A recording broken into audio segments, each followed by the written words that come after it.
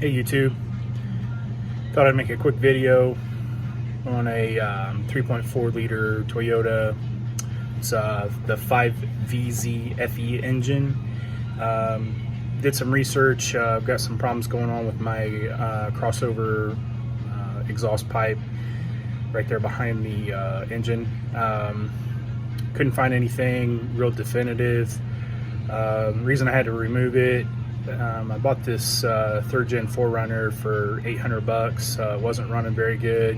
Has good bones, but it just wasn't performing like I thought it should. Felt real doggy and all that. So diagnosed a clogged cat. I just took it off there at the crossover pipe.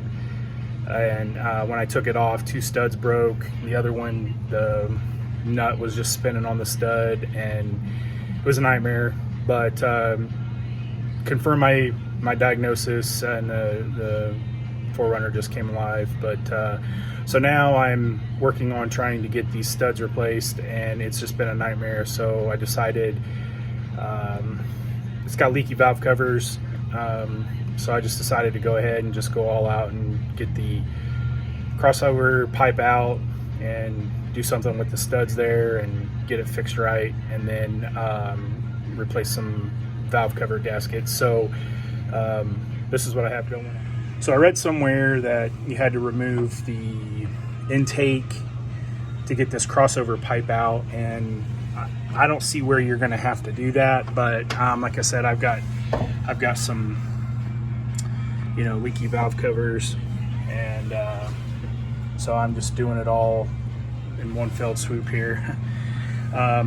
So basically what I did was I took the studs off of the crossover pipe, and you can see them right there.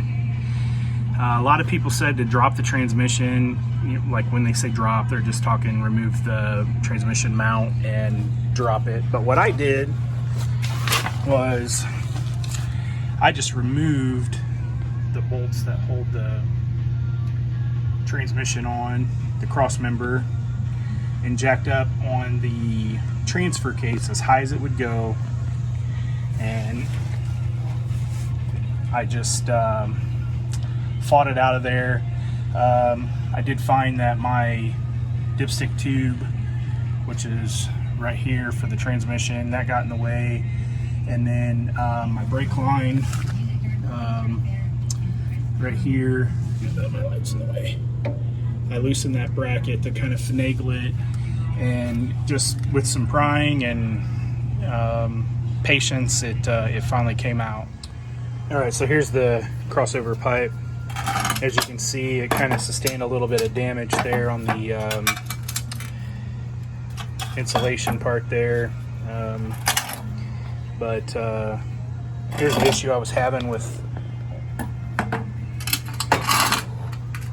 the studs. This is where your cat hooks up right here, and these studs just broke off. I think the last one I just intentionally went ahead and broke off just because there was no point in trying to save it. But it basically just, if this is the driver's side, it just kind of drops down, and I really struggled with getting this side past the head, because there's really not a lot of room. I think that's why so many people cut them out. But I just wanted to give you hope. There is a way to do it, and hopefully this will encourage a few more people to save their crossover pipes. But it's not fun. I'm just warning you now. So anyway, hopefully this gives some people some hope.